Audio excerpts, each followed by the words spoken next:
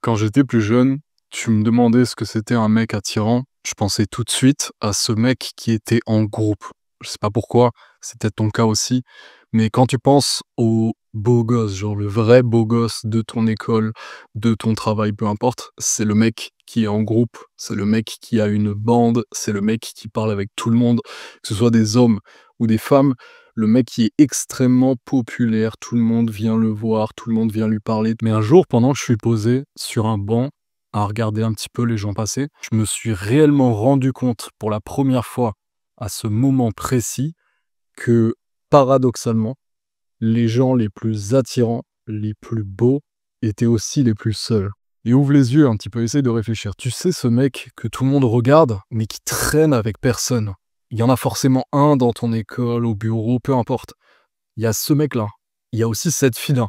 Cette fille, tout le monde la regarde et je sais pas, la plupart du temps, tu la vois seule comme ça, elle fait ses trucs, elle fait sa vie et elle est pas dans une espèce de bande comme ça avec plein de gens. Et tout ça, c'est en fait un faux mythe sur l'attirance, sur l'attractivité d'un homme ou d'une femme. Ça change rien, mais surtout chez les hommes, pour le coup, il y a ce mythe que le mec attirant, il est extraverti. Il est au contact de plein de gens. Il est tout le temps entouré, en fait. Le mec attirant, il est forcément entouré.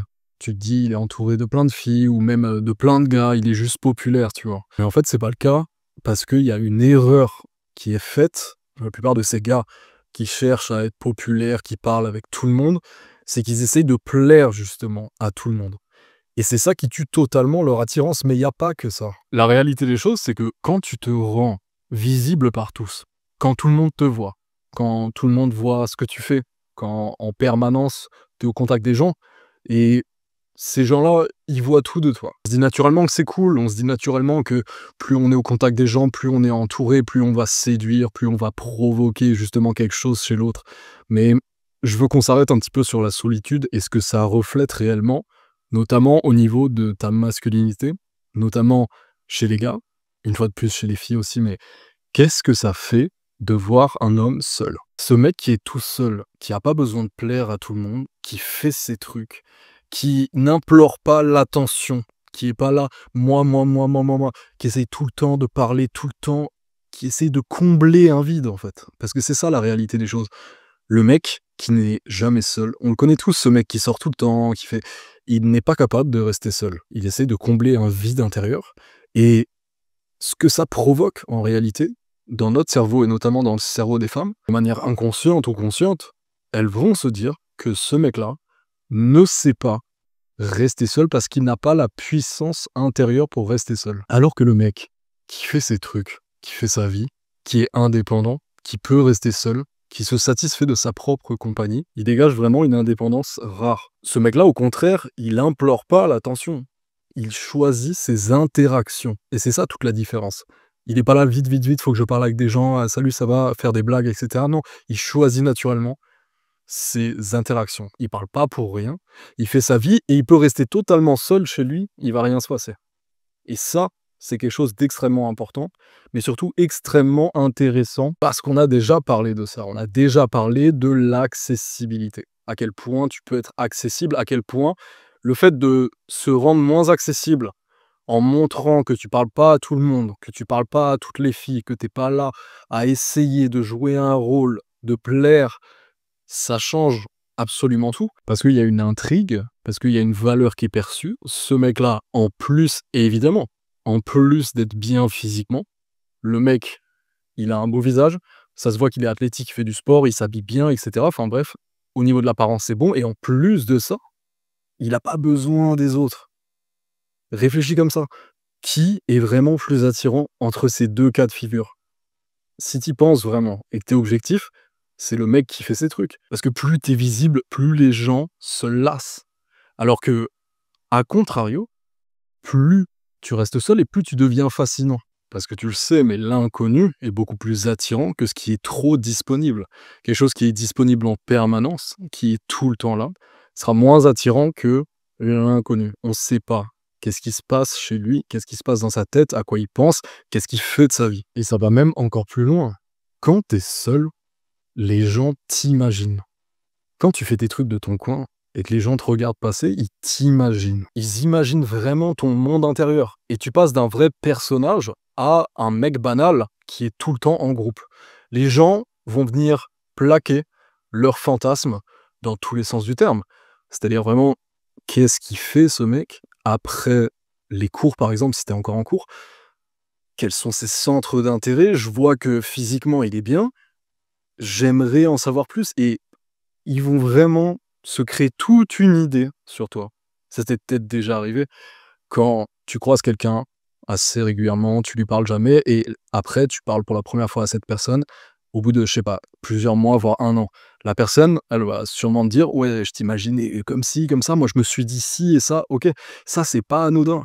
C'est qu'en fait, quand tu croises une personne et que tu ne communiques pas avec elle et que tu vois que la personne elle est seule, tu vas commencer à fantasmer toute sa vie. Tu vas te créer tout un monde. Et la réalité, c'est que quand physiquement, en plus de ça, tu présentes bien, ça va souvent être des choses positives qu'on va imaginer sur toi. Ok? C'est ce mec, waouh, il est indépendant, il fait sa vie, il en a rien à foutre, il est pas là pour prouver quoi que ce soit. Il doit faire des trucs de fou de sa vie. Il doit faire des trucs de fou. Que ce soit le cas ou pas. Parce qu'ils vont fantasmer justement tout ce que tu as à l'intérieur de toi que tu ne leur donnes pas. Justement parce que t'es pas ce mec de groupe, ce mec qui parle tout le temps et ce mec sur qui on connaît déjà toute sa vie. Quand on me demande parfois sur Instagram, peu importe même dans les commentaires, comment avoir de l'aura, c'est un terme qui est très à la mode, mais qui est pas si bête que ça. Parce que on parle beaucoup de charisme, mais l'aura, je l'assimile surtout ce terme à ce que la personne dégage et qui est encore différente du charisme, même si sont très proches. Ils sont vraiment très proches ces deux termes pour moi, mais l'aura, c'est quelque chose qui se construit dans le silence. C'est quand tu es seul et que tu investis dans toi-même plutôt que d'investir pour dépenser ton énergie, par exemple, en faisant des blagues, en allant vers les autres, faire que parler, parler, parler, parler. Quand tu es seul, t'investis en toi-même. Et c'est là où tu construis cette aura. Et c'est un cercle vertueux, parce que t'as pas toute cette dispersion sociale. T'as plus de maîtrise, plus de structure, et plus de calme quand tu restes seul. Quand tu couples ça à un investissement sur toi, pas seulement mental, mais aussi physique, cette discipline que tu vas avoir, ce mindset, une fois de plus pour utiliser un terme populaire, ce mindset de faire les choses, pas besoin de disperser ton énergie. Ça veut pas dire une fois de plus parler à personne, mais faire tes trucs, ne pas avoir peur de rester seul, ne pas avoir peur du regard des autres, ne pas chercher à plaire à tout le monde, s'améliorer, s'améliorer, s'améliorer pendant que les autres se dispersent et font que parler, parler, parler, parler, parler, parler. Et bien ça va attirer beaucoup plus qu'un mec qui est plus beau que toi, mais qui fait partie de l'autre catégorie. Des gens qui parlent, des gens de groupe, des gens qui ont besoin d'approbation sociale. Et je finirai là-dessus, mais ce mec-là, qui cherche pas à plaire, qui est indépendant, qui est libre, qui est libre. La liberté, c'est pouvoir faire ce qu'on veut. C'est pouvoir rester seul, pouvoir être en groupe, pouvoir faire tout ce que tu veux. Et le mec qui a pas besoin des autres pour exister, qui s'en fout totalement d'être seul, qui s'améliore sur tous les points, physiquement, mentalement, et qui cherche pas forcément à parler à n'importe qui, et qui choisit précisément ses interactions pour pas parler pour rien, pour pas communiquer avec tout le monde, pour pas raconter sa vie à tout le monde.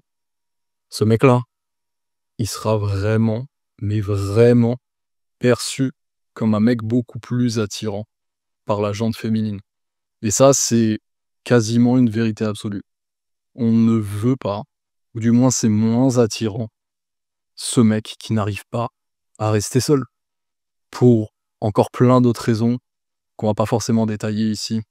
Mais quand une fille voit ce mec, quand elle te voit toi, et qu'elle se dit waouh, c'est fou, il arrive à rester seul, c'est rassurant, c'est intriguant, c'est intéressant et c'est attirant. Donc vraiment, c'est ton rappel que t'as pas besoin d'être bruyant ou entouré pour plaire, bien au contraire.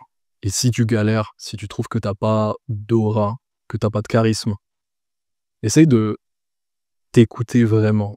Est-ce que t'as envie de parler avec ce mec avec cette fille ou c'est juste pour qu'on voit que tu parles avec des gens, pour passer pour un gars populaire ou ce genre de choses.